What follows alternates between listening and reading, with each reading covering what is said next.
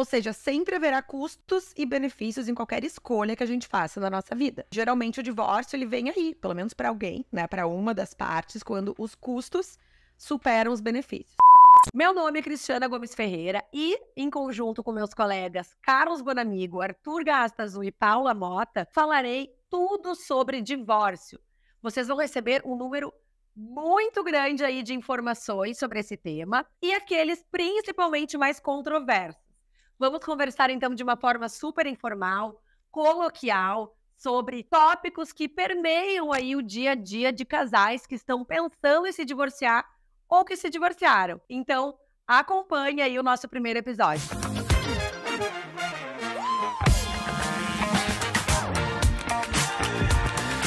Eu acho que poucas coisas são tão difíceis como esse período que envolve separação, a dissolução de união estável e tudo mais. Eu até me debruço sobre isso mais em questões tributárias, sabe? Mas a gente nota como os sentimentos e emoções estão muito à flor da pele no contexto dessas separações, assim, sabe? É um problema que transcende muito o direito, porque envolve valores diferentes, como a paz de espírito, a tranquilidade, a questão financeira, o planejamento estrutural da família. Mas sem o direito a regular essas coisas todas, eu diria que nós não temos solução. Conversar sobre isso aqui com o objetivo de compartilhar informações e tudo mais, eu até acho que é uma coisa delicada, sabe? Porque, de um lado, somos apaixonados pelo direito, gostamos muito disso, isso é o que nos dá propósito, sentimento, mas, ao mesmo tempo, todas essas questões nesse mesmo caldeirão tá a dor das pessoas, né? Então, até o cuidado com as palavras para que a gente possa não só fazer uma aplicação fria do direito, mas também estender a mão com empatia, com acolhimento. Esse é um dos desafios para ajudar essas pessoas que nos procuram, sabe? Eu sempre digo, né, Carlos, eu e a Paula, a gente fala muito sobre isso, que o perfil do advogado de família ele é muito específico. Porque não adianta, né? Tem gente que realmente não gosta de pessoas. Embora seja um belíssimo profissional, não gosta de ter contato com as pessoas. E tudo bem, cada um tem o seu perfil, cada um funciona de uma forma. Agora, não gostar de pessoas, não gostar de acolher, não se sentir bem, não ter essa realização pessoal, certamente não vai fazer com que aquele profissional seja um profissional adequado para aqueles casos em que nos chegam. Né? Então, é super importante a pessoa ter essas características, né? Ou desenvolver isso, porque afinal ninguém casa pensando em se divorciar. Né? Ou quem pensa nisso, ou é porque é da área jurídica, ou já está muitas vezes, segundo, terceiro casamento, já está um pouco mais calejado, também acontece, né? Tem gente que gosta de ter várias experiências amorosas, afinal, o amor, ele é hoje muito passageiro na vida de muita gente, muito mais do que há um tempo atrás. Mas nós entendemos muito isso, né, Paula? Que as pessoas chegam até nós, via de regra, com um projeto de vida frustrado. Né? E talvez seja o pior momento da vida delas, seja aquele momento em que elas estão entrando em contato conosco.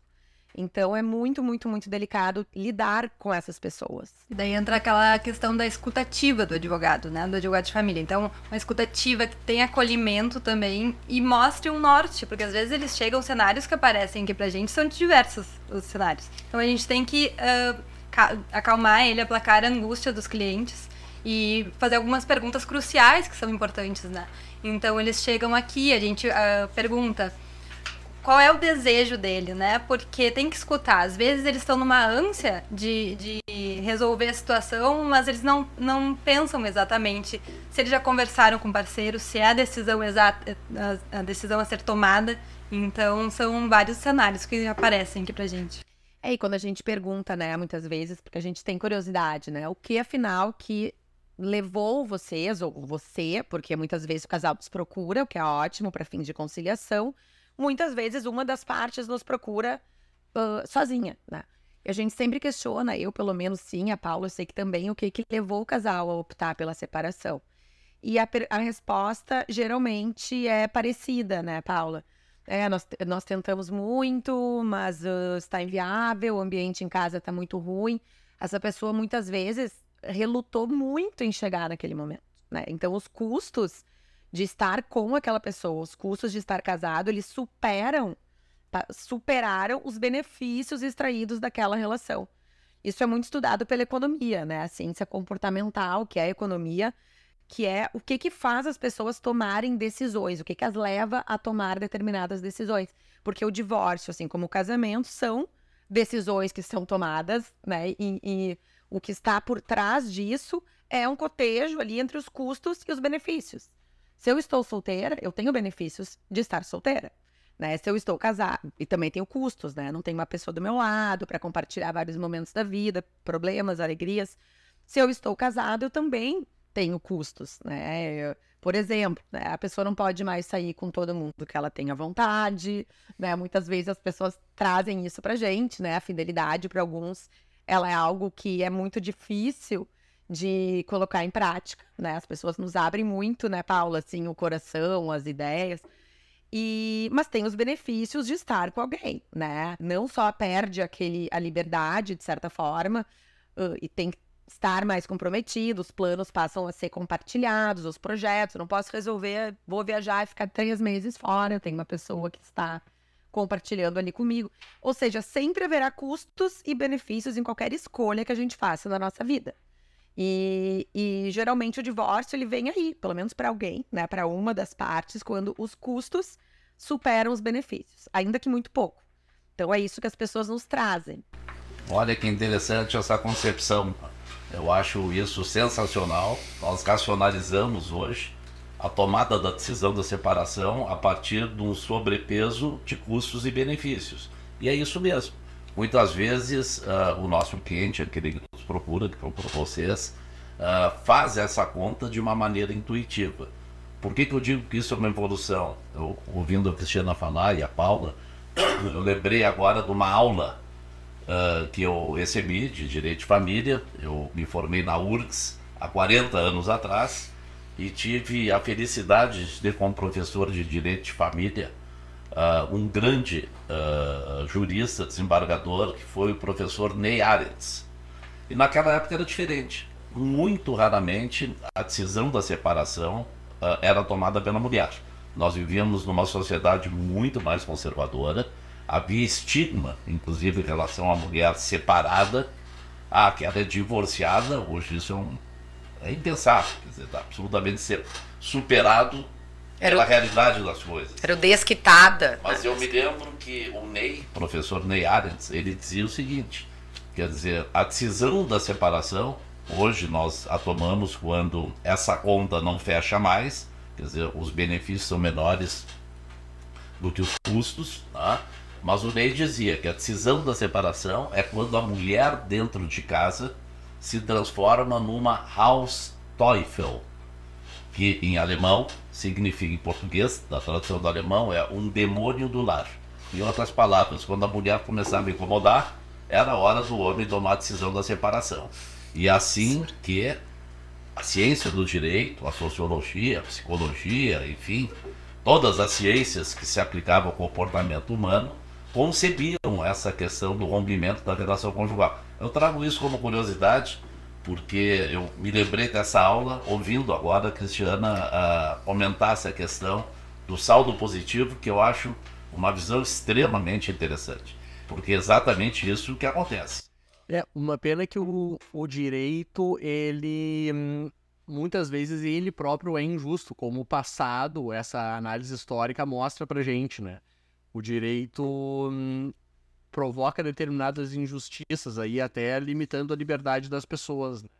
Ainda só ainda no universo das anedotas aí, eu me lembro muito de Schopenhauer, que fala daquela questão do porco-espinho, né? O homem, ele tá sozinho, ele fica com... Ele tá frio, ele quer a companhia.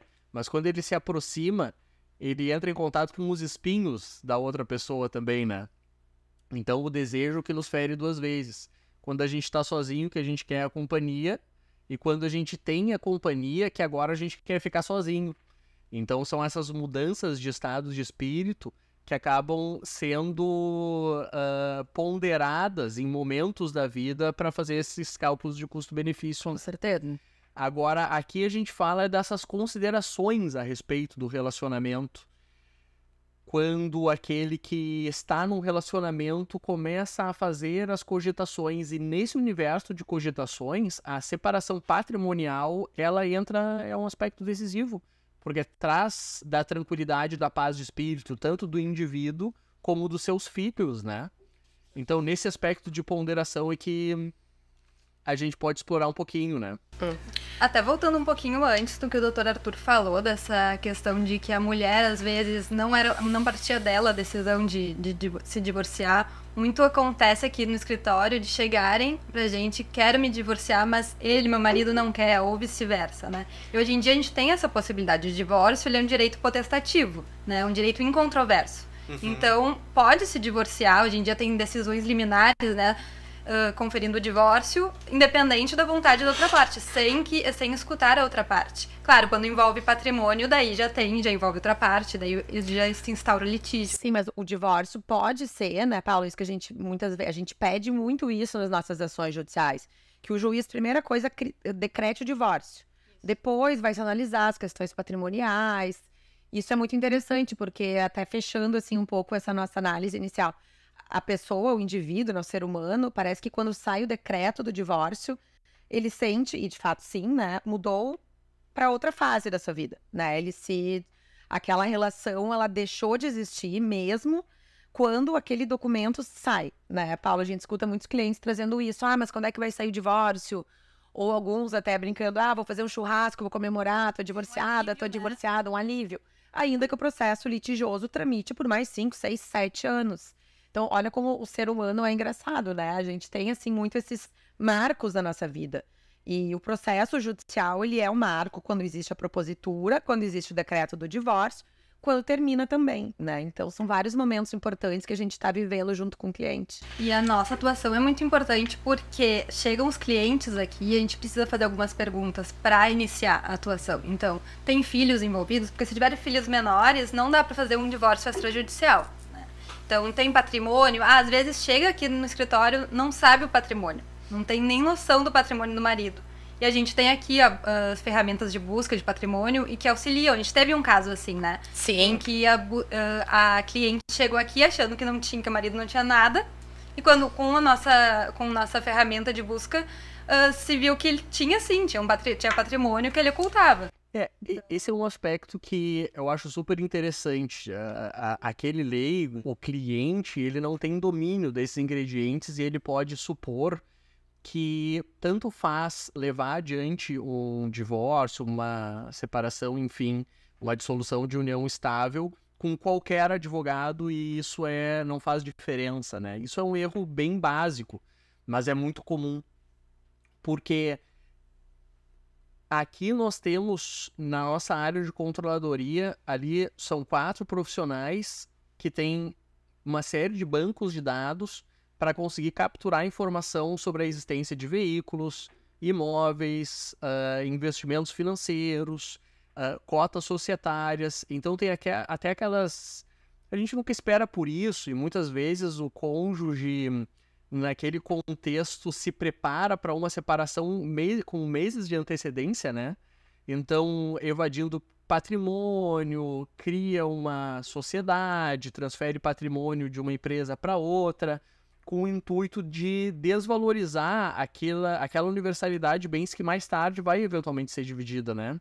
A gente nunca espera por isso, mas é ótimo poder contar com essas ferramentas aqui. Até, puxando um gancho, Carlos, da tua fala, é muito comum, né, a gente conversar, receber clientes, ou de um lado ou do outro, né, quando a gente está falando de litígio, mas que um dos cônjuges ou companheiros, não tem a mínima noção do que acontece na empresa do parceiro, né? Não sabe nem quantas cotas societárias ele tem, quantas empresas tem, às vezes é um grande grupo econômico. Então, é super importante também a gente contar com advogados que trabalham com direito empresarial. E aqui no escritório nós temos esse diferencial também. Isso é muito legal, nós temos uma equipe de direito empresarial, societário, que sempre atua conosco. O cliente não vai contratar 2 equipes, não vão ser 2 contratos de honorários, né? Será um único contrato, uma única contratação, e nós trabalharemos a 4, 5, 6, 7 mãos. Então, isso faz toda a diferença, porque quando a questão do direito empresarial surge, nós temos uma pessoa, uma equipe que vai trabalhar nisso, né? Quando é direito de família, agora o assunto é guarda, é pensão, nós temos advogado especialista. Então, quem trabalha com uma coisa, não trabalha com a outra. E os escritórios, né, muitos escritórios de colegas nossos, assim, que eu admiro muito, inclusive, muitos não têm essa parceria dentro do escritório. Então, o cliente tem que contratar outro escritório para isso, o que torna muito mais custoso também. E deixa eu te pegar alguns detalhes importantes. Então, eu me lembro que houve um caso em que essa cliente, cujo advogado, ele desaparece, porque essa coisa da contratação do profissional liberal, ele tem dessas coisas, né? Tu contrata um advogado, ele é o primo do vizinho, daqui a pouco ele se desinteressa, muda de país e assim por diante. Quando nós recebemos esse cliente, vamos nos debruçar sobre a avaliação dos bens, e ali há cotas societárias que estão sendo avaliadas pelo seu valor patrimonial, que não tem nada a ver com o seu valor de mercado efetivo.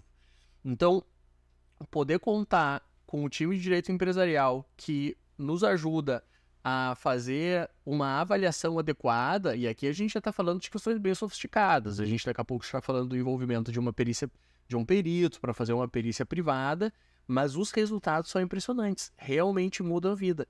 A gente está falando aqui de ex-esposas, então, né, que vão sair de um relacionamento depois de ter cuidado da economia do lar durante muitos anos, com, às vezes, 2, 3, 4 vezes mais patrimônio do que sairia normalmente, sem se apegar a esses detalhes.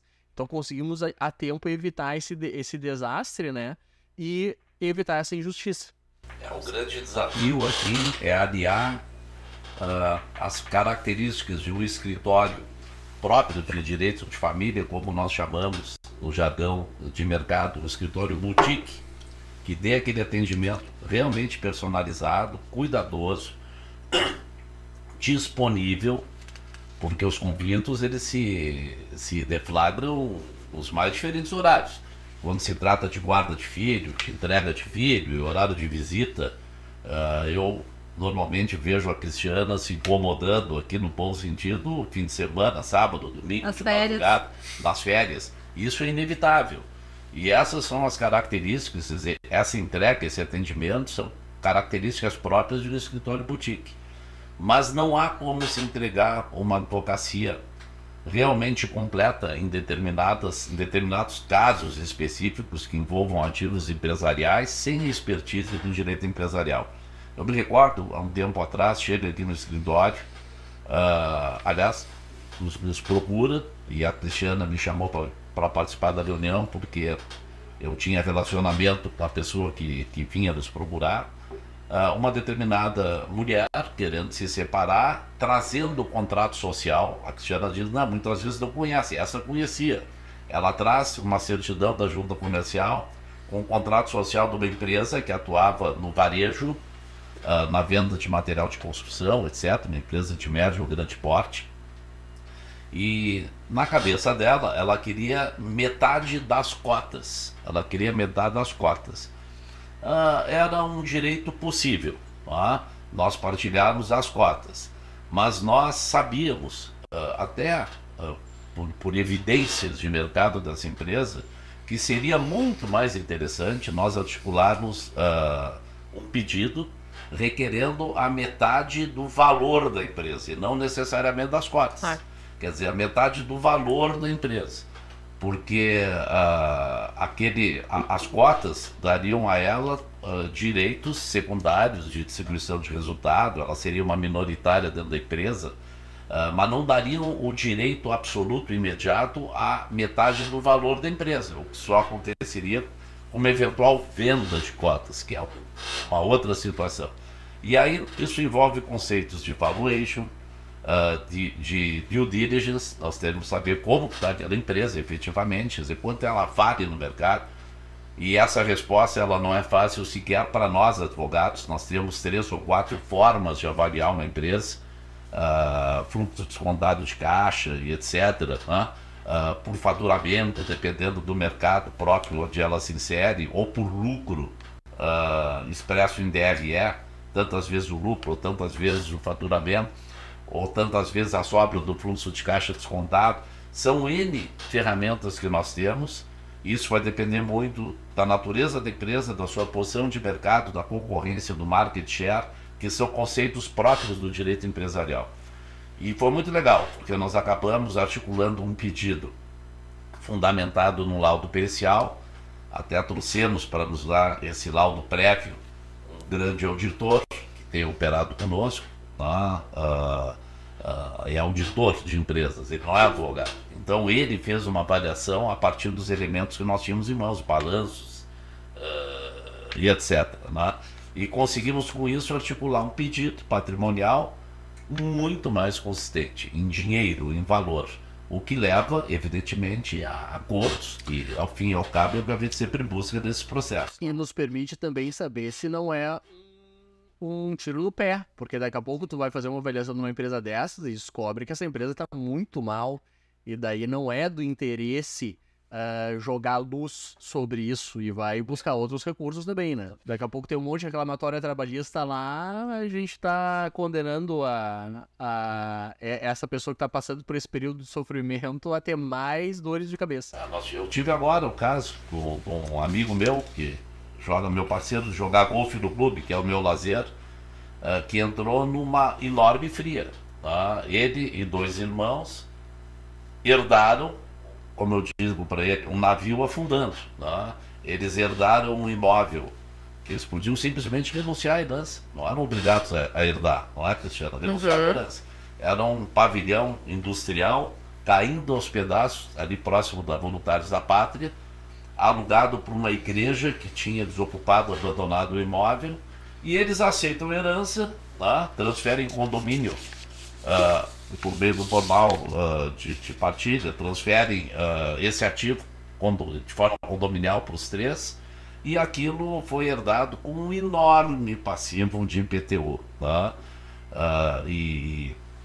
E até hoje eles estão sofreram um passeio-jude nas contas, porque o município, o credor daquele IPTU, não é obrigado a focar a execução patrimonial no bem, ele pode optar por outros meios de satisfazer a execução. E um dia eu pergunto para ele lá no clube: vem cá, fulano, por que vocês aceitaram isso? Sim, e o que tu queria que eu fizesse? Mas tu não é obrigado a aceitar. Ele: não sou obrigado a aceitar. E a dívida ia ficar com quem? Ia ficar com a União, seria uma herança adjacente, não sei exatamente como é que isso se resolveria, mas tu não era obrigado a ficar com essa herança. Esse é o ponto. E ele ficou muito surpreso com aquela informação. Então, são questões assim periféricas, a divisão patrimonial, que tem que ser analisadas com muito cuidado no momento de estabelecer uma estratégia. E sabe que isso esse conhecimento, a deliberação sobre essas questões, como vai ser a partilha, né? Até inclusive um assunto que está muito em voga agora é a possibilidade ou não de o cônjuge renunciar à concorrência sucessória. E esses temas todos podem ser levados a um pacto antinupcial ou um contrato de convivência. Por exemplo, o meu regime com o meu companheiro ou com o meu marido futuro será o regime da comunhão parcial de bens. Mas nós queremos excluir a partilha das cotas societárias, né? Ele tem uma empresa, isso aí não vai se ele abre uma empresa na constância do casamento, isso não vai se comunicar com o meu patrimônio. Se eu abrir uma empresa, não vai se comunicar com o patrimônio dele, ou só um dos dois tem uma empresa.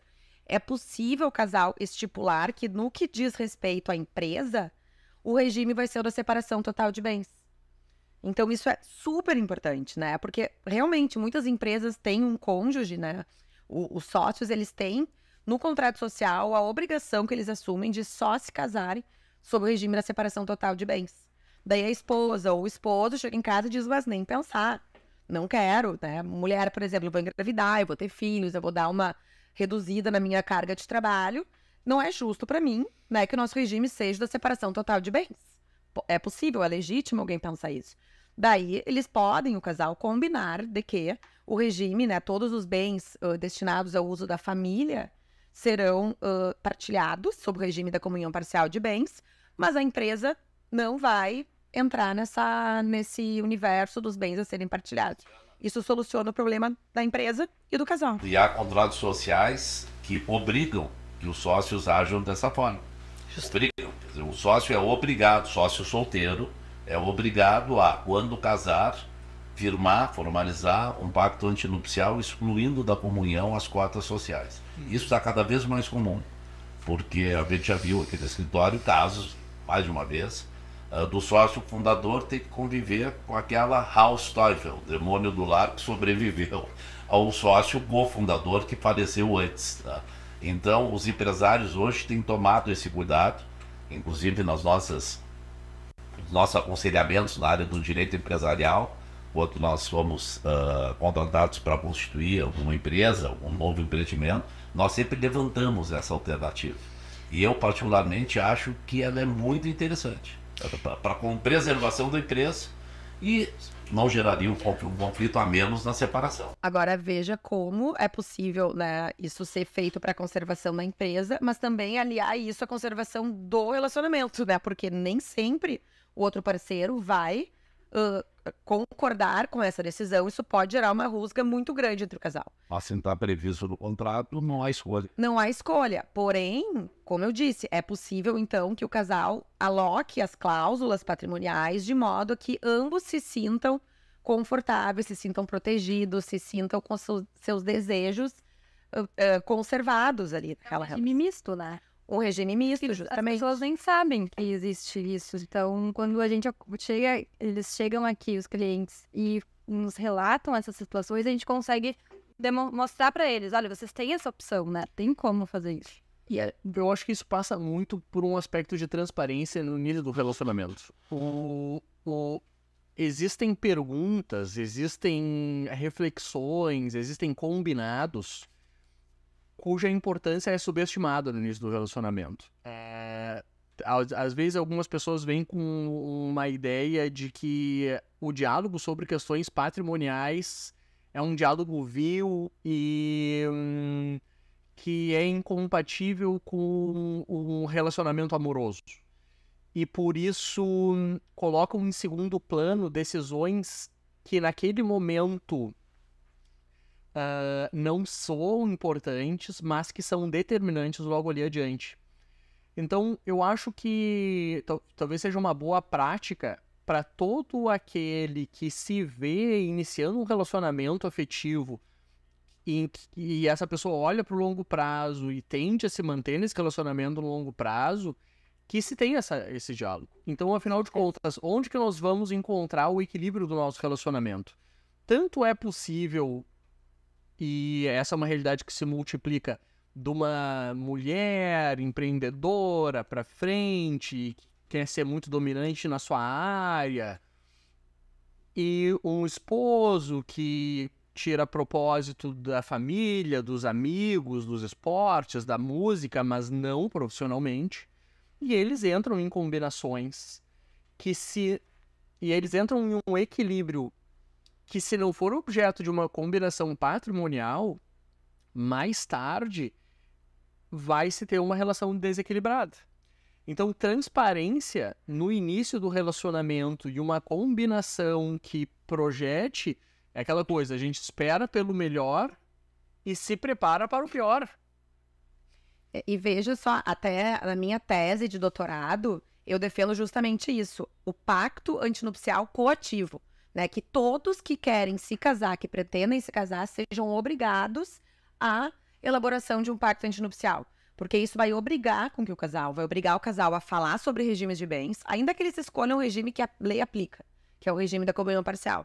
Mas isso irá obrigá-los a, pelo menos, se confrontar com os conceitos, né, dos regimes de bens, as suas vontades, àquilo que a lei está dizendo, que muitas vezes é ao contrário do que eles desejam.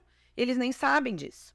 Então, acho super importante isso, né? Isso sendo obrigatório, a gente vai reduzir muitas decisões judiciais ineficientes lá na frente, porque não estão de acordo com aquilo que o casal desejava, e certamente vai reduzir muitos custos de transação de um divórcio. Custos com honorários, custos de tempo numa ação judicial litigiosa, porque o casal vai precisar de um advogado? Sim, vai. Mas o próprio advogado de família, né, os honorários são muito mais baixos quando a gente está falando de um acordo. Para o advogado é muito melhor também trabalhar, porque o advogado também não necessariamente quer ficar envolvido numa causa por 5, 6, 7, 8, 10 anos. né? Então, isso é algo que vai muito ao encontro também, né, Paula, da nossa linha aqui no escritório, que é sempre trabalhar com a conciliação, tentar sempre trazer o casal ao diálogo, através da nossa prestação de serviços, de tratativas de acordo, que a gente executa esse serviço muitas vezes lá no momento da elaboração do pacto antinupcial, inclusive. Né? O casal cada um quer uma coisa. Tem um caso de sucesso até nosso, que faz uns 6 anos, né? Isso é muito comum, mas eu lembro daquele. Era um casal que estava já com festa, era até em outro país, a festa assim, uma festa enorme, foi, né? Uma festa enorme. O casal muito, tinha assim condições financeiras bem expressivas, só que ele, por ser empresário, queria o regime da separação total e ela queria outro regime, né? Então, cada um, vejam que interessante, cada um contratou uma equipe de advogados. Nós fomos contratados por ele e ela foi contratada por uma outra equipe de advogados, né? Para nós, então, advogados, conversarmos e chegarmos a um acordo. Então, vejam, eles, claro, né, naquele momento, eles não estavam com brilho nos olhos para combinar sobre a festa de casamento, não queriam nem mesmo, a noiva não queria nem enviar os convites de casamento até que eles chegassem num acordo. E eles chegaram. Felizmente, nós, advogados, chegamos. Foi uma junta de advogados, né, uma junta médica em cima daquele casal. E eles se casaram felizes. Hoje eles têm 2 filhos. E nós solucionamos porque nós criamos um regime de bens para eles. Né? Um regime que não se enquadraria nem na separação total, nem na comunhão parcial, nem na comunhão universal, né?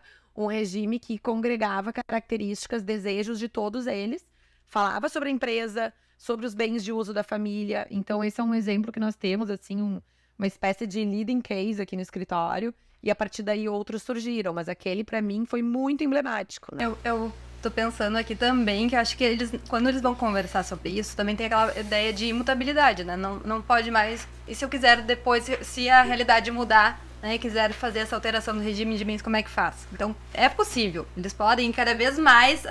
na verdade, o judiciário não mais exige aquela penca de justificativas, né? Não precisa mais. Então, dá para recorrer ao judiciário, fazer a alteração de regime de bens, claro, com uma orientação de um advogado. Então, isso acontece também, né? Eles não sabem que pode mudar. E até interessante, né, Paulo? Os casados precisam entrar com uma ação judicial para alterar o regime de bens. Agora, os companheiros, aqueles que não são casados, mas que têm uma união estável, a partir de um provimento do CNJ deste ano, eles podem fazer isso através de escritura no cartório de registro civil de pessoas naturais diretamente. Na verdade, é uma injustiça isso, né? Porque a gente está num momento, numa fase de equiparação do casamento à união estável. Da união estável ao casamento. Isso vai totalmente na contramão, né? Porque nós podemos dizer que é melhor hoje ter uma união estável do que um casamento? Sob esse aspecto, com certeza. Embora o regime novo não retroaja, né, em nenhum dos 2 relacionamentos. Mas com certeza, o casal, os conviventes não precisam entrar com uma ação judicial para isso. Isso eu acho que a tendência histórica lá do STJ é equilibrar as situações, tá? A união estável e o casamento. Eu ainda defendo o casamento, né, em relação à união estável por algumas conveniências.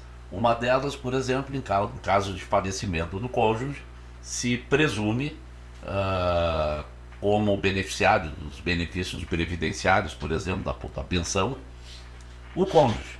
Não há necessidade de se fazer uma prova, e a escritura de união estável por si só não é uma prova absoluta. Tem que se demonstrar que segue havendo união estável. Né? Sim. Mas são pequenas diferenças que, até eu arriscaria assim, um prognóstico, né? Uma previsão que, com esse tipo de decisão no CNJ, esse provimento 141 desse ano agora, isso desmoraliza o Instituto do Casamento Formal.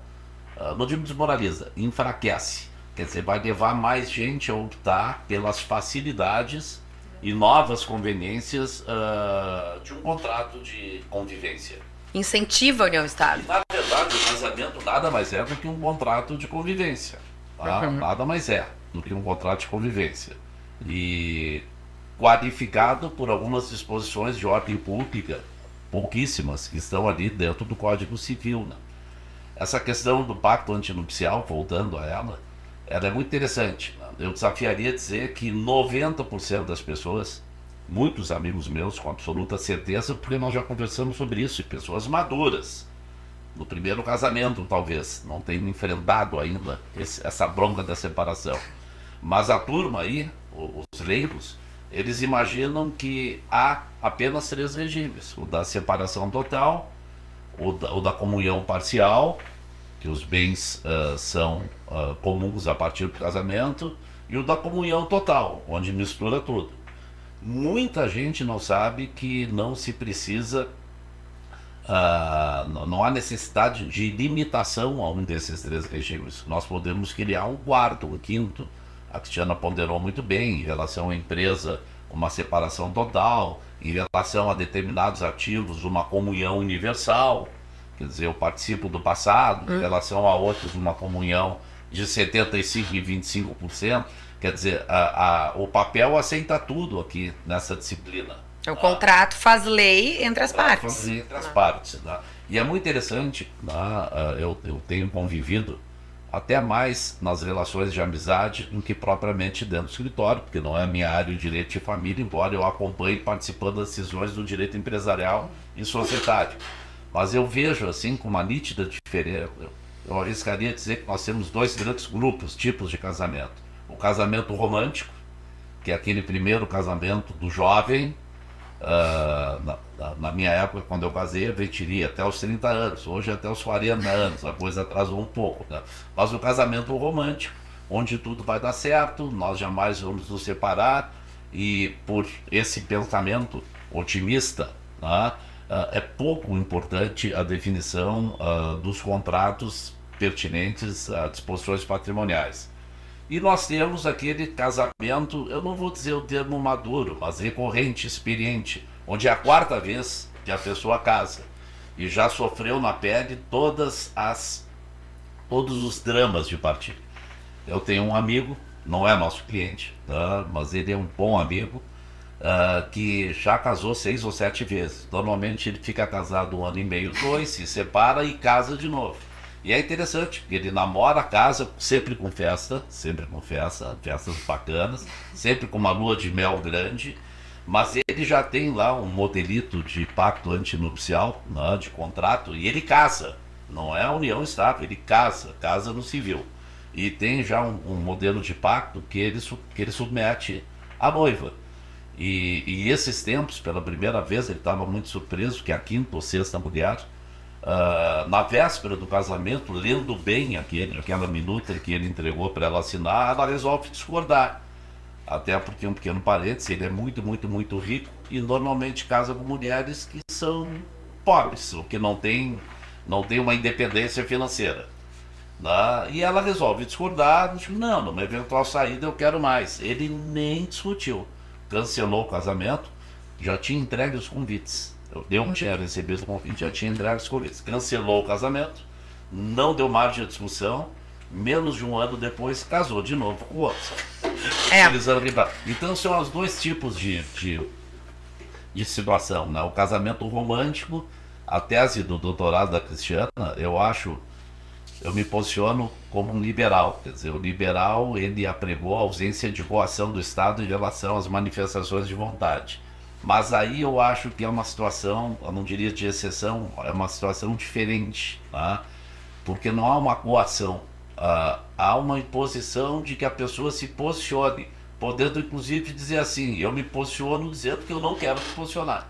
Exatamente. Eu não quero me posicionar. Se eu não quero me posicionar, o regime é da comunhão parcial. Exatamente. Tá? Então não há uma coerção para que se haja de uma forma ou de outra, não. Mas para que ele tome conhecimento das ferramentas que estão disponíveis. Acho muito interessante. A gente nem vai entrar nisso, né? Seria o paternalismo libertário, um conceito bem teórico, nem vem ao caso a gente fala aqui sobre isso.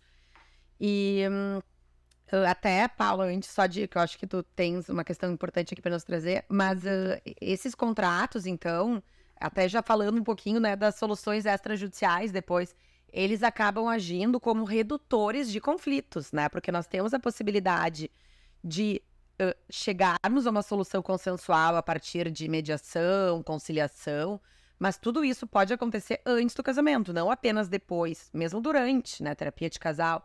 Quando antes e por que antes? Para a eleição das cláusulas do pacto antinupcial e do contrato de convivência, como esse caso que eu dei de exemplo. O casal ficou, né, alheio, os advogados conversando dias e dias e dias, mediando aquela situação.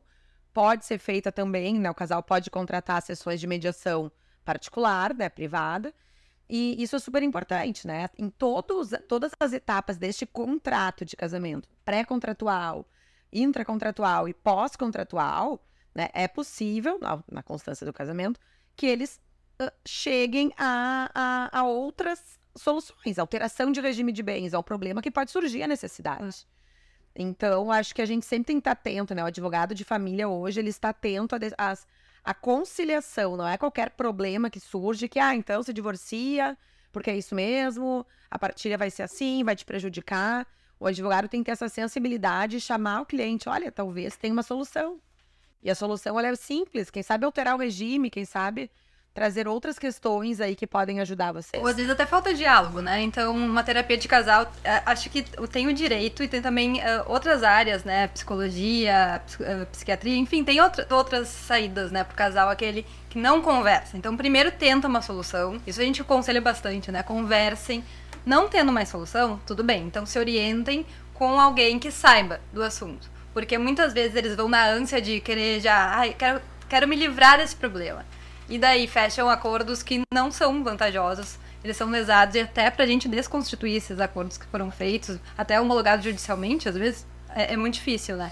Então, tem esse problema que, às vezes, muitos advogados se posicionam como, faço tudo, mas daí quem faz tudo não faz nada, né? Então, isso é bem importante do advogado de família. Anular acordo na área qualquer área, eu suponho, né? Mas na nossa área é muito comum o casal ter assinado, né, Paula, um acordo de partilha, porque, tava ali, se dizem muito, fui pressionado pelo meu ex-marido, pela minha ex-mulher, assinei esse contrato, mas não acho justo, doutora, eu que está aqui, eu quero agora minha partilha justa, igualitária. Infelizmente, a gente diz, olha, meu querido, minha querida, a gente não tem o que fazer, né? Você deveria ter nos procurado antes disso, não tem nenhum problema, inclusive é aconselhável que cada um constitua a sua equipe de profissionais. Então, isso é uma questão super importante, né? Trabalhar nessa forma multidisciplinar também para chegar numa solução. Quando que é possível anular esses acordos?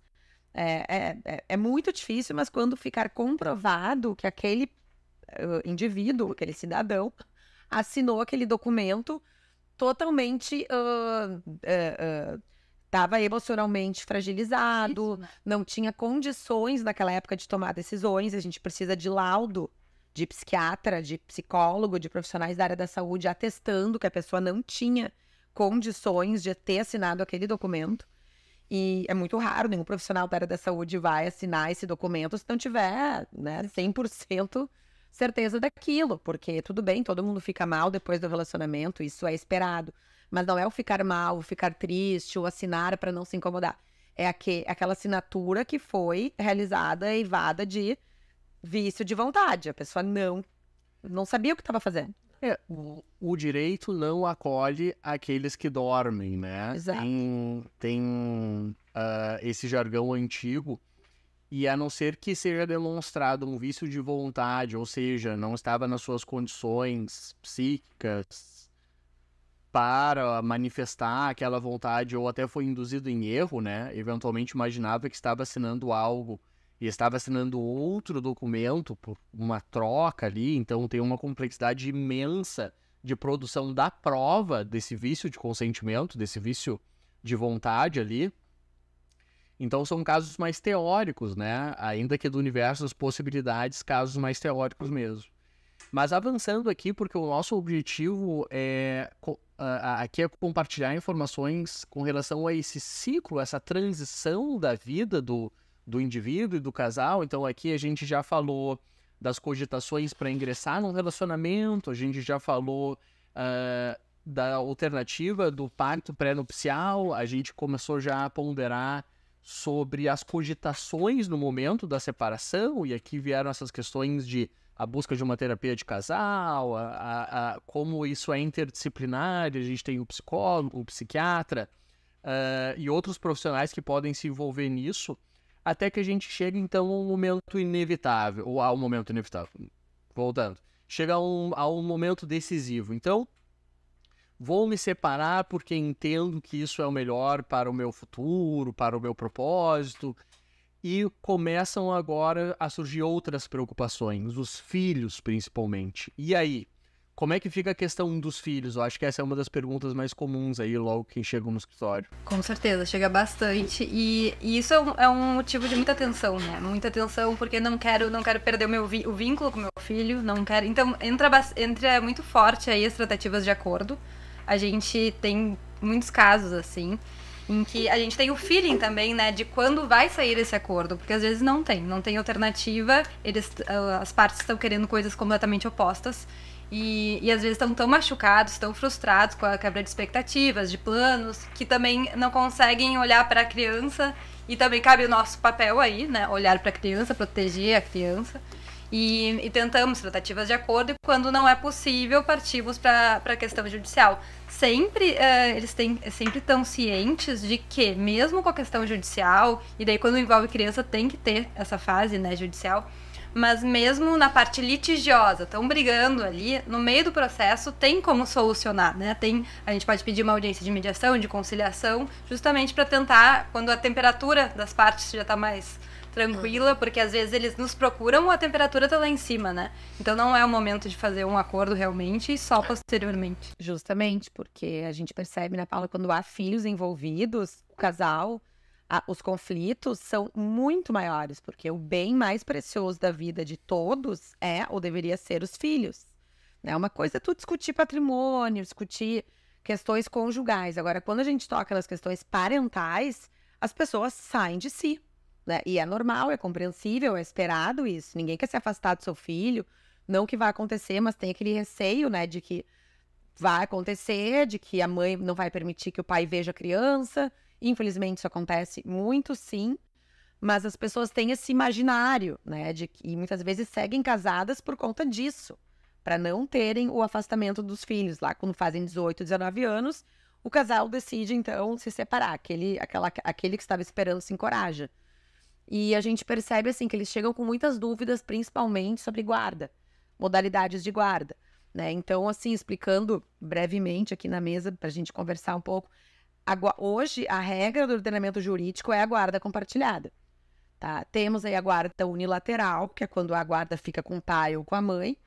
Eu vou falar um pouquinho sobre essas duas e sobre a guarda alternada, que é aquela modalidade que fica 15 dias com o pai, 15 dias com a mãe. A criança não tem um guardião. Quem toma as decisões da vida dela naqueles 15 dias é o pai. Nos outros 15 dias subsequentes é a mãe. Então, é uma corresponsabilidade que ela é dividida. Né, mas dividida em blocos, em períodos. O casal não vai conjuntamente se responsabilizar pelas decisões da criança. A guarda compartilhada, ela é o ideal a ser buscado. Tanto é que ela é regra no ordenamento jurídico hoje. E ela é aplicada, é a regra, né, como eu falei, é o default. Se o casal não chega num acordo diferente, a guarda vai ser compartilhada. A não ser que o casal se dê muito mal, tenha um péssimo relacionamento, não consigam compartilhar nada. E que isso reflita na criança. Na criança, porque não se dar bem com o ex-marido ou com a ex-mulher é algo muito comum, né? As pessoas, elas se divorciam, na esmagadora maioria das vezes, não se dando bem. Então, a guarda compartilhada não pressupõe que o casal se dê bem, mas que eles consigam compartilhar o mínimo necessário para que os filhos tenham um desenvolvimento saudável. O que é a guarda compartilhada? É o compartilhamento das decisões sobre a escola, sobre saúde, sobre a vida dos filhos, para onde vai viajar, com quem vai viajar. Então, tudo isso tem que ser compartilhado. E não é fácil no começo, mas depois a gente percebe que as coisas acabam conseguindo se acomodar. Né? Então, a gente sempre estimula, né, Paula, a guarda compartilhada aqui no escritório. E a guarda unilateral, ela geralmente é uma opção, assim, que eu digo quando o casal não tem a mínima condição de dialogar. É muito triste, mas acaba sendo uma opção. E o convívio, né, a guarda compartilhada, como eu disse, ela é apenas um dos elementos daquele relacionamento. Terá também o convívio. Os dois genitores vão conviver com o filho. Claro, não vai dormir, né? O compartilhamento não é ficar um tempo lá, um tempo cá. Isso é a guarda alternada. É ter uma base de residência. E o outro genitor vai passar, por exemplo, finais de semana alternados com o filho, pernoite na semana de 2 a 3 vezes. Às vezes a criança acaba ficando até mais com aquele que não é com quem ela tem a base de residência. Então não tem muita regra isso. É o compartilhamento das responsabilidades, né? Exato. É isso mesmo. Então, até isso tem viés histórico, né? Porque antigamente era a mulher que ficava com o filho, se separava, ficava com o filho, guarda unilateral. O pai era visto como um visitante, né? Era um visitante, pai de final de semana, que a gente chamava. Se falava em visitas, direito de visitas, não direito ao convívio, que é um direito e um dever. Né? Exato. Então isso evoluiu muito, né? Porque daí a gente tem a guarda compartilhada, o pai se envolve efetivamente, é o que se espera, né? O pai e a mãe, porque muitas vezes também a mãe pode ser ausente. Então, os dois se envolvendo nas decisões cruciais da criança, do adolescente, e que gera só benefícios para a criança e para o adolescente, porque envolvimento na escola, envolvimento sobre medicamentos, médico, tudo, né? O que acontecia muito, né, Paula? Eu atuo, né, há 16 anos na área do direito de família e sucessões exclusivamente, contando estágio com advocacia. E eu vi toda essa transformação acontecer, né? E a guarda compartilhada era a exceção da exceção e ninguém sabia muito bem como fazer com a guarda compartilhada. Nem gostavam, né? Nem gostavam de falar sobre isso, né? O genitor, a genitora tinha aquele prazer em falar, eu tenho a guarda, como se tivesse o troféu, o filho é meu, a filha é minha. O que acontecia? O outro pai, outra mãe, se afastavam da criança. Era natural, bom, se a guarda é dela, ela que vai tomar as decisões, ela que vai, ele, né, no caso também, que vai ir na escola, nas reuniões, eu não vou fazer isso, tá? Tem que ir no médico, é com ela, é com ele. Então, a guarda compartilhada veio justamente para quebrar esse paradigma. Ó, vocês dois se virem, os dois são os responsáveis por isso.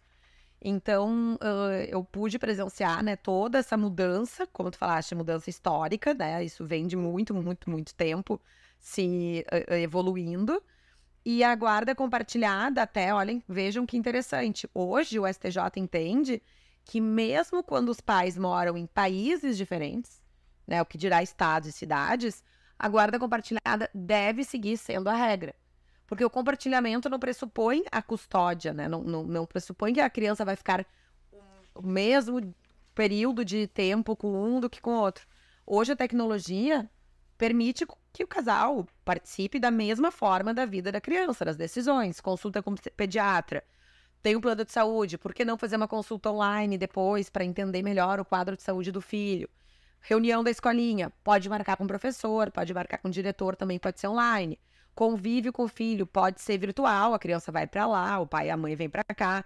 Então, hoje não existem barreiras, né? Isso a gente está vivendo de uma forma muito... Isso é muito novo ainda. E ela atua também como cuidado para impedir a alienação parental, né? Porque isso a gente vê muito. Então, a mãe, o pai que tem a guarda unilateral acaba, às vezes, imbuído de sentimentos, frustração e tudo decorrente do date volta, né? Do divórcio. Então, se utiliza da criança para alienar o outro pai, a outra mãe. Então, a guarda compartilhada acaba tentando, pelo menos, impedir isso, né? E evita algumas histórias tristes que se repetem, né? Na perspectiva masculina desse contexto histórico, a gente vê isso, enfim, com relação a conhecidos mais com filhos e tudo mais, que é aquela história em que há a separação. Talvez não há uma briga ou um conflito em particular, mas o homem se afasta, essa mulher ela contrai um novo relacionamento e, de fato, o vínculo com aquela criança é perdido quase que totalmente. E isso gera problemas psíquicos mesmo nesse pai que perde esse relacionamento, perde aquele vínculo importante com o filho. Às vezes o filho super jovem e num período em que ele está, de fato, construindo uma familiaridade com a figura paterna que acaba se projetando em outro homem. E esse convívio nessa nova formatação traz um aspecto refrescante que permite a manutenção desse vínculo para que o homem possa exercer sua paternidade também. Eu acho que é muito bonito isso. E os papéis da mulher e do homem podem ser... ganham novos ares e o homem pode exercer essa paternidade com orgulho a partir dessas novas figuras jurídicas aí. Agora, a questão depende, talvez a gente possa dizer assim, muito mais de uma maturidade do pai e da mãe do que da concepção jurídica da guarda compartilhada. Certeza. Eu estou vendo uma série muito interessante, que é o Ted Lasso. Ted Lasso. Eu recomendo para todo mundo. Era um treinador de rugby dos Estados Unidos, que por uma determinada razão é contratado por um time da primeira divisão da Inglaterra. O objetivo é quebrar o time para ser o técnico de futebol. E ele acaba conquistando todo mundo, enfim, aí vem a história. Mas ele, quando se muda dos Estados Unidos para Londres, ele já vinha em processo de separação, já estava até separado. A mulher tinha horror dele, não admitia conversar sobre voltar a se relacionar com ele, mas ela, ao mesmo tempo, ela incentivava o filho a conversar com ele online, pelo menos 1 hora por dia. Então ele ficava jogando memória, jogos online de computador, pelo menos 1 hora por dia. E quando, por compromissos profissionais, ele não fazia isso, a mulher cobrava. Olha, Ted, não se esqueça do jogo, é a hora do joguinho, é a hora da conversa com o fulano, não lembro o nome do menino.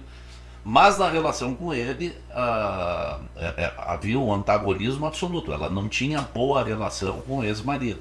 Mas tomava esse cuidado, sabendo que ele era uma pessoa com suas virtudes, com seus defeitos, e que seria muito pior para a criança macular essa imagem, essa relação com o pai, que evidentemente, como qualquer ser humano, é uma pessoa que tem seus efeitos, mas pior é não haver o relacionamento.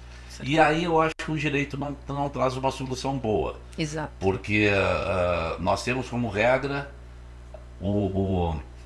a guarda compartilhada, mesmo em países diferentes. E esse exemplo do Ted Lasso mostra a realidade de uma situação dessas, tá?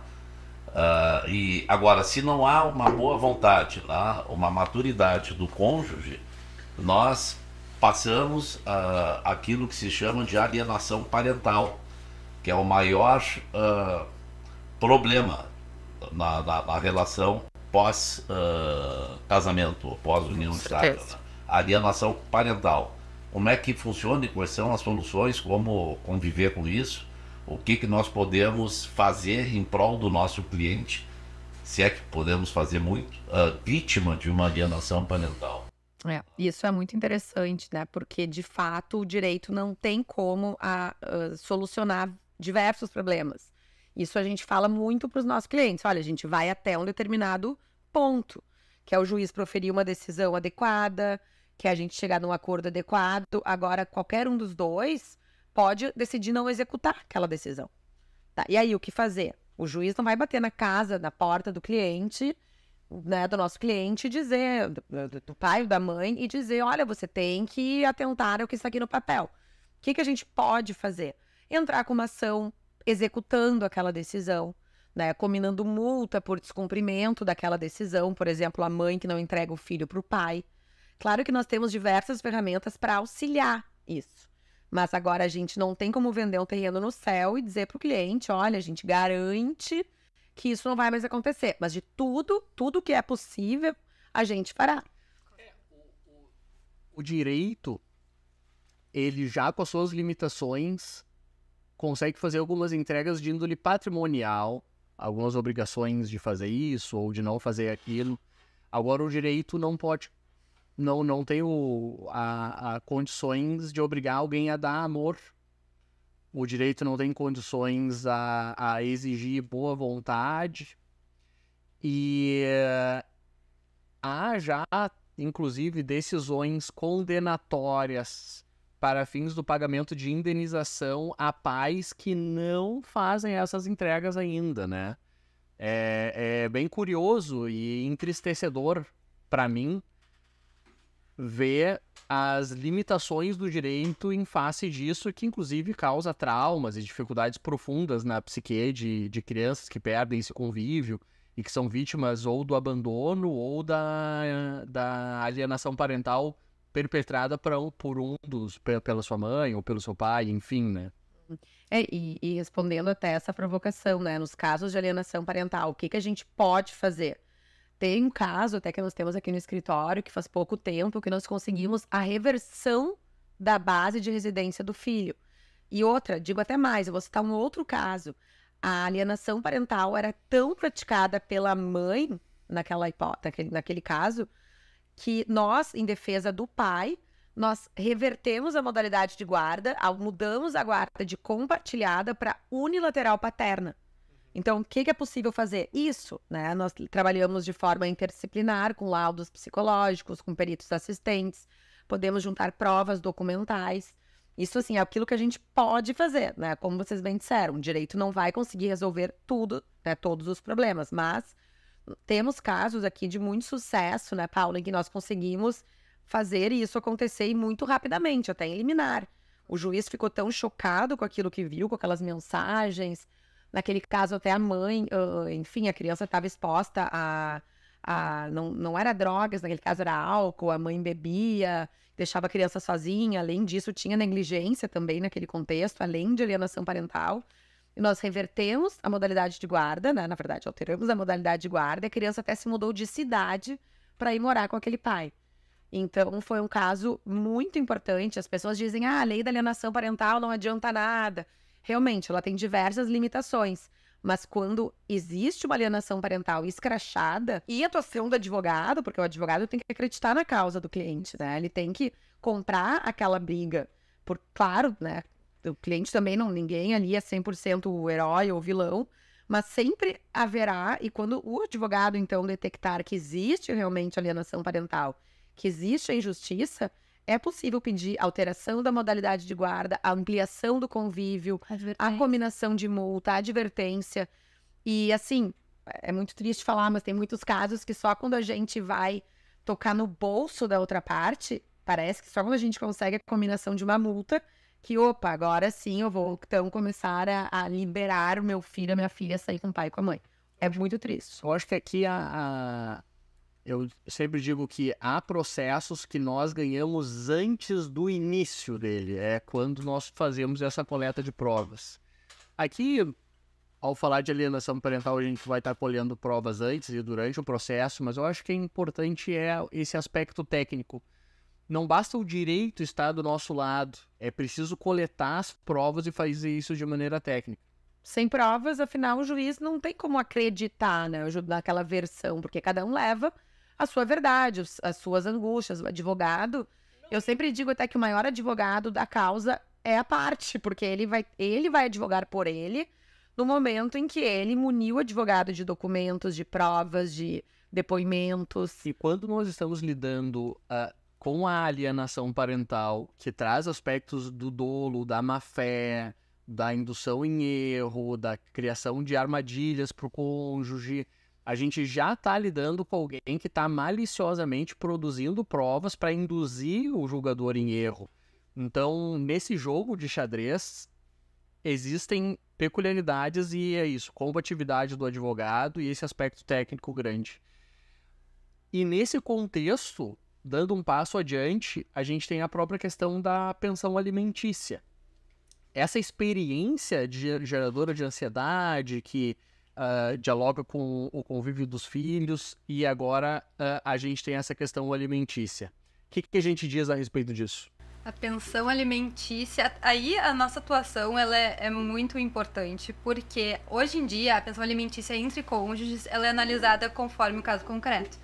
Então, às vezes o cliente vem aqui, quer pensão para sempre, e a gente já adianta qual é o atual entendimento da jurisprudência. E o nosso papel, até em casos de alienação parental, voltando um pouquinho, também é para alertar os clientes que podem estar praticando atos de alienação parental. Então, nesse caso, a gente alerta eles das condutas deles, assim como a gente alerta nesses casos de pensão, porque não adianta a gente vender terreno no céu, que nem diz a Cris, em casos que não se aplica a pensão alimentícia. Mas, historicamente, a gente sabe, né, que as mulheres, elas acabavam ficando em casa, com os filhos, eram dependentes financeiras, né, dos maridos. Então, combinado entre eles era, eu cuido da casa, cuido dos filhos, e daí vem o divórcio, e se ela se vê totalmente, imagina, sem nada, com uma mão na frente e outra atrás. Então, hoje em dia, o entendimento do judiciário, ele tem sido pela transitoriedade dos alimentos.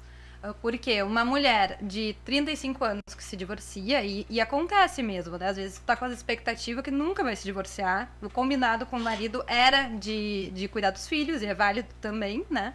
Porque é bem desgastante também.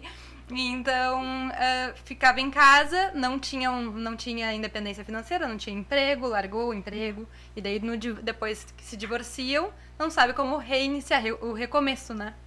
Então, daí o judiciário, ele tem entendido pela transitoriedade entre 1, 2 anos, até se reestabelecer no mercado de trabalho. Claro que não tem uma fórmula pronta para isso. Então, tem que analisar o caso concreto, buscar as evidências, né, escutar o cliente, a história dele, ser realista também, né? Às vezes, quando tem uma idade avançada, não tem como se reinserir no mercado de trabalho. Então, nesses casos, daí A pessoa pode nem ter graduação, né? Nós temos até um caso aqui que eu me recordei agora, porque a gente vai conversando, a gente vai se lembrando de casos, né? Porque, pô, advogar 16 anos no direito de família, eu já vi praticamente tudo acontecer. Eu sei que praticamente tudo não, mas já vi muita coisa. E a Paula também. Mas tem um caso super interessante que a nossa cliente era mulher e ela tinha largado a profissão dela para acompanhar o marido, que era um empresário super próspero, e morou com ele em 5, 6 países ao longo de 8, 9 anos. Quando eles se separaram, ela era jovem, relativamente jovem na época, né? Eu digo assim, tinha menos de 60 anos até, não vou falar aqui em idades, mas bem menos até. Não tinha 30 anos de idade, 35, tinha um pouco mais, mas era jovem, ela poderia se reinserir no mercado de trabalho. Mas ela tinha se dedicado tanto àquela vida, né, como mãe, como esposa, que, embora a regra já fosse a da transitoriedade, ou seja, da pensão de alimentos ser provisória, porque, como bem disse a Paula, hoje é por 1, 2, 3 anos que o judiciário aplica a pensão de alimentos entre ex-marido e ex-mulher, quando existe um curso de graduação, ou quando a pessoa, ainda que não tenha formação, ela pode trabalhar em diversos setores da economia. Mas naquele caso, ficou tão escrachado ali, né? Que ela realmente tinha abdicado de toda a vida dela profissional, que o magistrado decidiu, depois de longos anos de processo, que sim, que ela deveria receber pensão de alimentos de forma perpétua, né? Eu faço aspas aqui no perpétua, porque tem alguns limitadores, né? Se ela se casa novamente, passa a ter uma nova união estável, muito possivelmente ela perde aquela pensão de alimentos. O ex-marido pode vir a pleitear a cessação, a exoneração daquela pensão paga. E outra, se daqui a pouco ela passa a investir na profissão ou abre uma empresa, uma loja, enfim, prospera até no mercado digital hoje, que é super comum, né? Há vários influencers, daqui a pouco a pessoa nem espera, ela já está recebendo uma gama, né, de dinheiro. O ex-marido poderia também ser exonerado da pensão de alimentos, do pagamento, sim. Mas se o contexto continuasse aquele, não haveria um período. Ela receberia, e como hoje segue recebendo, porque já faz mais de 10 anos isso, segue recebendo religiosamente a pensão de alimentos. Então, vejam, né, isso é bem legal a gente exemplificar, que não existe uma regra, né? Até existe, né, dizendo bem, a regra é da transitoriedade, mas a gente não pode generalizar isso. Não é 100% absoluto. Não. Exato. Até porque o direito de família, ele se aplica ao caso concreto, né? O direito de família muda o tempo inteiro. A gente poderia ter vários assuntos aqui que brilham os olhos, né? Dá vontade de ficar falando. Mas ele vai se moldando à realidade. Então, antigamente, a realidade era que a mulher era dependente do homem. Hoje em dia, isso está mudando cada vez mais, ainda bem. Tem muitos homens dependentes de mulheres. Já tivemos casos aqui de mulheres pagando pensão para ex-marido. É, exatamente. Cada vez mais. É bonito ouvir isso, porque ainda na universidade, aqui no Rio Grande do Sul tem eu acho que foi a Amilcar Bueno, teve uma corrente grande aqui do direito alternativo no Rio Grande do Sul. E antes da Constituição a gente não tinha a figura da união estável, né?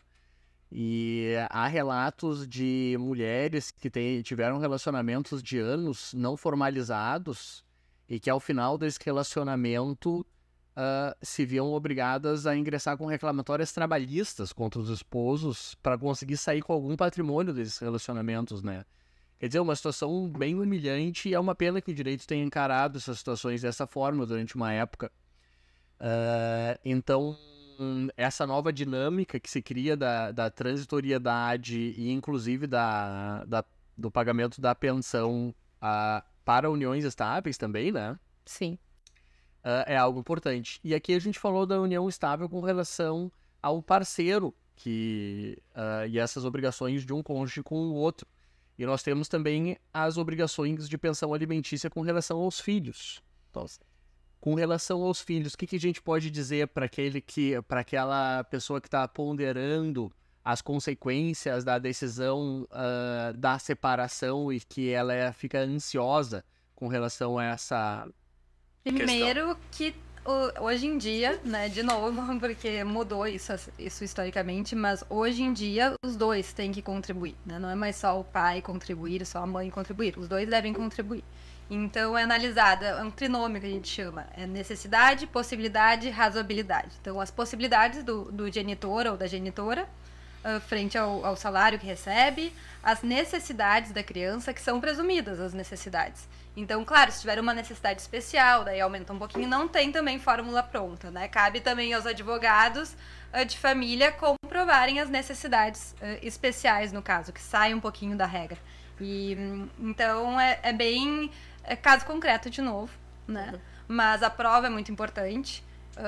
Não vender terreno no céu de novo para os clientes, porque não tem como hoje em dia, quero 40% do salário mínimo, é isso que a gente vai conseguir? Não, porque tudo depende, tem um embasamento, né? O judiciário tem um entendimento da necessidade, possibilidade e razoabilidade. Então, incentivar o enriquecimento ilícito também não é o que se quer. E também estimular o ócio da outra parte também não. Então as duas partes contribuem dentro das suas possibilidades também. Aquela questão paradigmática, isso é bem comum, esse entendimento, essa visão.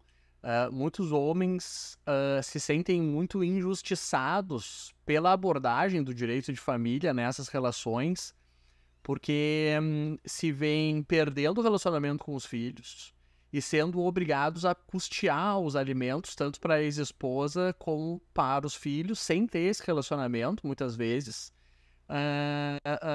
saindo dessas, digamos assim, muito machucados.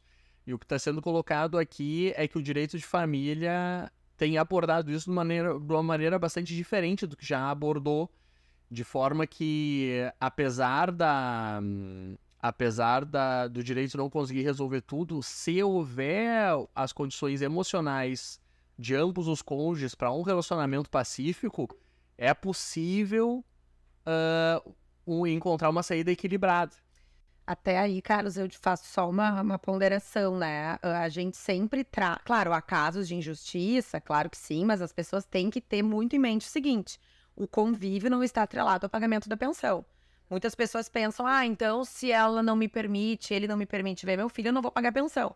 Uma coisa não tem nada a ver com a outra. Guarda compartilhada, né? Guarda compartilhada, isso é importante também abrir um parênteses aqui. A guarda compartilhada, vai haver pagamento de pensão na guarda compartilhada. Aquele que não tem a residência base consigo vai pagar a pensão. E uma coisa que eu sempre digo, divórcio, dissolução de união estável, principalmente quando há filhos, vai empobrecer todo mundo. Não tem como, às vezes a pessoa quer manter o seu padrão de vida, o seu número de viagens por ano, quer manter... Não, o patrimônio vai diminuir para todo mundo, a pensão de alimentos vai ser paga e as necessidades do filho vão estar muito à frente das suas, e o padrão de vida das crianças será mantido, então todo mundo empobrece, né, saindo do divórcio. Quem não deve empobrecer, e que infelizmente acontece, porque é meio inevitável, também são os filhos, porque não vão ter as mesmas... O lazer não vai ser o mesmo, os pais não vão proporcionar, infelizmente, o mesmo nível de lazer, a mesma programação. Então, todo mundo empobrece. Não adianta querer criar uma expectativa. A gente escuta muito isso, né? O ex-marido, a ex-mulher falando: mas eu agora não vou poder pagar essa pensão porque eu estou me mudando. Eu estou tendo que pagar um Airbnb porque eu saí de casa. Bom, infelizmente... A vida é dura. Vai morar na casa de alguém, na casa de um amigo, provisoriamente, não vai mudar a criança de escola naquele momento. Claro, vai mudar se a remuneração não contemplar aquilo, mas é porque daí já não conseguia contemplar, né? Por que agora não pode? Então, a gente tem que ter muito essa visão, assim, e dar muita verdade, a real para os clientes, né? Olha, vocês dois vão empobrecer, não imagine que a sua vida vai continuar a mesma e ir embora divorciado.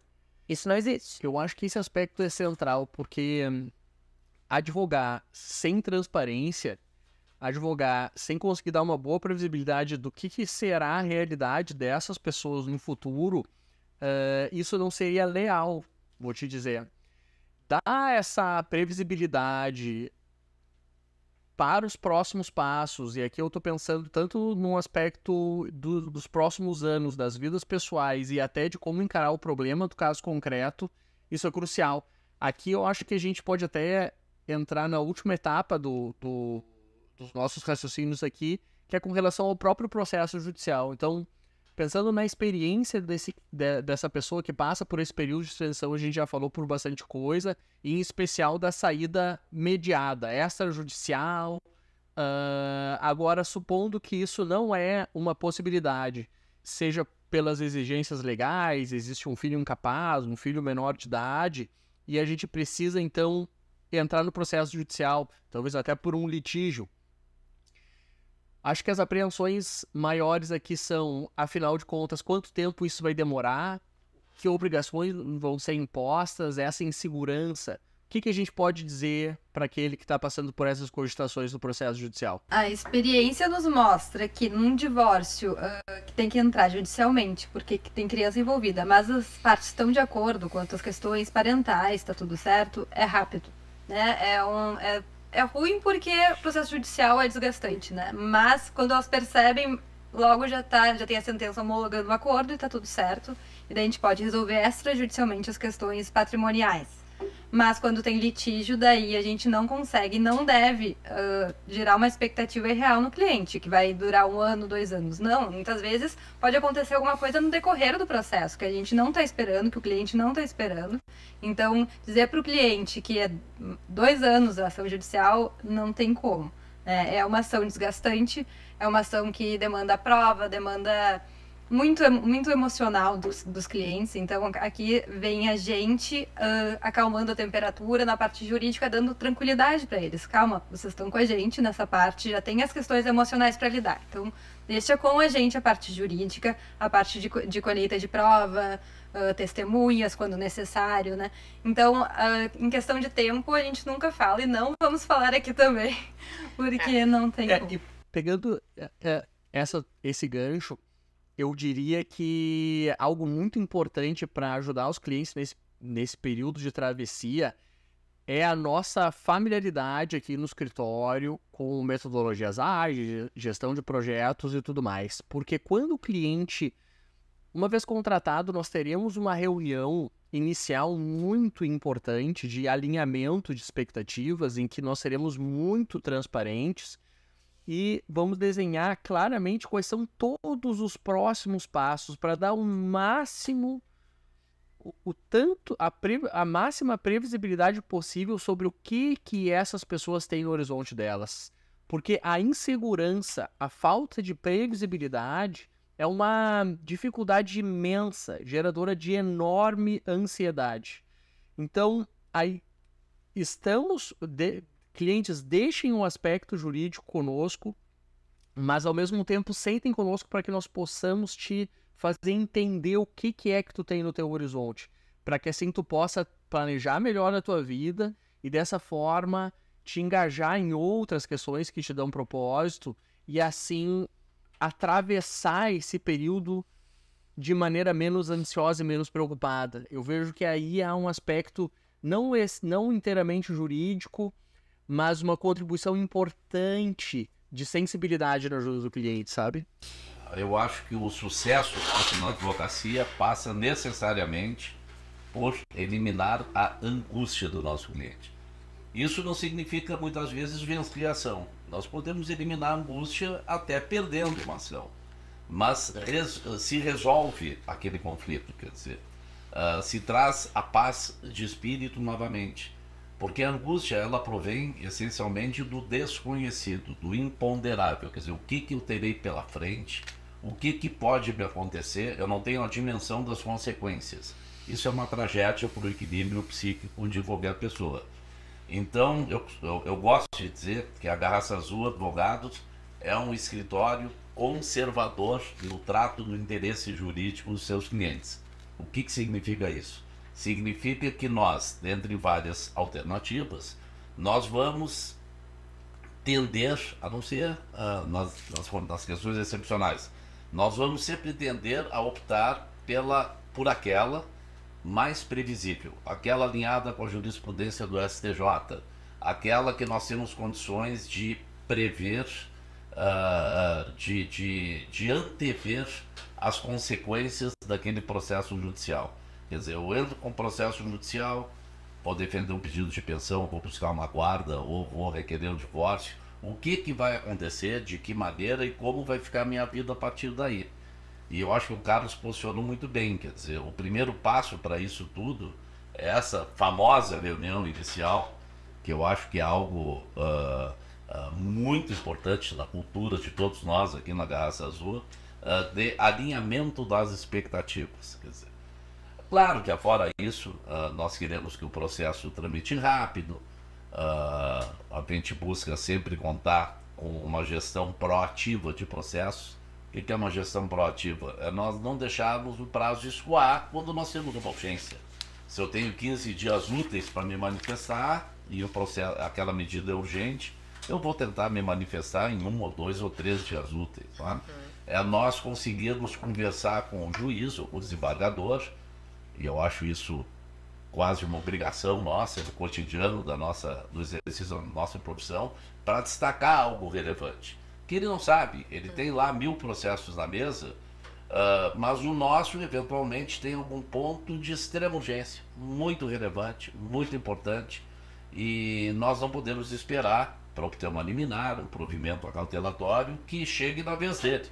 Até porque essas liminares, essas tutelas de urgência, elas furam a fila da ordem falar da ordem cronológica dos processos. Então nós temos que furar essa fila.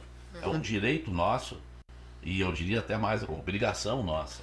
Isso é um diferencial, né, que nós vemos muito nos bons advogados de direito de família, de, infelizmente ou felizmente, né, a nossa advocacia, ela sai do papel. Não tem como nós ficarmos adstritos aos processos, né? Papel, digo, hoje o processo eletrônico, né, a tela. Nós temos que ir até o Ministério Público, nós temos que ir até o juiz, até o desembargador. E isso não necessariamente significa ir fisicamente, tá? Porque nós temos reuniões aqui semanalmente com magistrados de outros estados. Agora há pouco tempo falávamos com o juiz, né, Paula, de São Paulo. Essa semana também de Santa Catarina. Porque depois da pandemia, os magistrados atendem de forma online.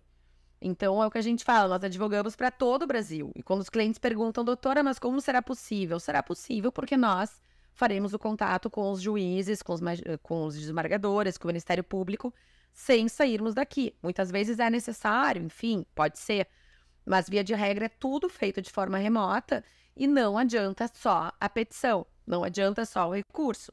O advogado que não vai até o desembargador, que não vai até o magistrado, ou até pela tela, pelo telefone, né? Certamente vai ver a sua decisão sendo proferida muito depois e de uma forma equivocada por não ter atentado aquilo que realmente é importante. Então, é a famosa advocacia de balcão, tá? Não adianta ficar ali na vala comum.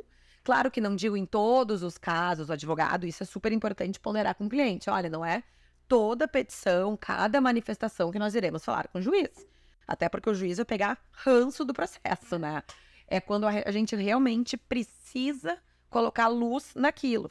Isso acontece várias vezes durante o processo? Sim, muitas vezes. Aí o juiz até gosta que isso aconteça. O magistrado, ele quer entregar uma boa jurisdição. Então, quando o advogado vai de uma maneira conscienciosa, adequada, conversar pessoalmente ou eletronicamente com o juiz sobre determinado tema para buscar uma decisão de emergência, isso faz bem para o juiz. Claro. Agora, evidentemente, que nós temos que ter experiência, o bom senso necessário para ir na boa, como se diz no futebol, né? Eu vou sair à área para matar a jogada, na boa. Não vou sair para tomar 2 balãozinhos e voltar desmoralizado para minha posição. Saber quando. Saber a hora certa. E até no direito de família, a atuação junto com os juízes, né, indo lá, peticionando, indo atrás dos juízes e mostrando o caso concreto para eles, e também do Ministério Público, porque tem atuação no caso de menores de idade. Então, o Ministério Público acaba opinando, então, às vezes, A gente vê muitos advogados que esquecem do Ministério Público. Então a gente vai lá, o nosso já é usual aqui, né? Então tá com o Ministério Público, vamos lá. Às vezes eles não nos aguentam mais, mas faz parte, né? Mas o Ministério Público é essencial. Essencial, né? Porque o Ministério Público tem todo aquele olhar à criança, ao adolescente, nas demandas de família. E o magistrado, ele vai considerar muito aquele parecer. E muitos advogados, realmente, na correria, vou falar com o juiz. E ignora, né, Paula, como bem disseste, o papel, a atuação do Ministério Público. Então, acho que essa sensibilidade, e aí que os magistrados de família, os advogados de família têm que ter. Né? E nós estamos sempre nos aculturando e educando a nossa equipe para isso, para saber a hora de ir e a hora também de aguardar. Isso, né? Exato. Mas eu acho que conseguimos vencer o nosso propósito de compartilhar informações aí nessa matéria que é tão interessante, nos deixa tão apaixonados. Eu acho que fica para considerações finais. Acho que é importante, acho não, é importante. Procurem advogados experientes no direito de família, porque é essencial, até o timing, saber quando tem acordo, quando não tem acordo. Tá no processo judicial, realmente a gente não tem como precisar tempo, mas pelo menos a gente tem como tá em cima do processo, analisar quando ali dá para pedir uma audiência de mediação, é o momento. Então, o caso não tá perdido, né? Às vezes eles estão, os clientes nos procuram desesperançosos, porque acabou a vida, acabou o casamento, não tem mais saída, mas quando eles vêm já viraram a página, né? E a atuação do advogado, eu diria que é crucial para protegê-los e proteger os filhos também. Acho que a mensagem que eu deixo é muito parecida com a da Paula, né? Primeiro, cuidado com o advogado que você vai contratar, porque o advogado ele pode destruir a vida de uma pessoa que está envolvida numa ação de família, ou pode salvar a vida daquela pessoa e das crianças envolvidas. Outra coisa é que seja experiente na área do direito de família e sucessões, isso com certeza, né? Eu digo assim com toda a segurança, nós já vimos coisas muito desastrosas acontecendo, porque o advogado advoga em outras áreas também, acaba não tendo tempo para se atualizar. E o direito de família e sucessões oscila muito em termos de decisões, de entendimentos. E terceiro lugar, que a pessoa tenha empatia, né? Que você tenha empatia com aquele advogado escolhido. Porque aquela pessoa vai acompanhar, né, a sua vida por muitos anos, talvez, ou por pouco tempo, que é o que se espera, né? Sempre se chegar a um acordo, mas tem que ter empatia, assim como a relação da pessoa com o psicoterapeuta, a relação do cliente e do advogado, ela deve ser pautada na confiança, no bom senso e, de novo, na empatia. Muito obrigado. Encerro parabenizando vocês pelo trabalho. Muito obrigada. Espero que quem esteja em casa tenha gostado também. Nos acompanhe para os próximos episódios.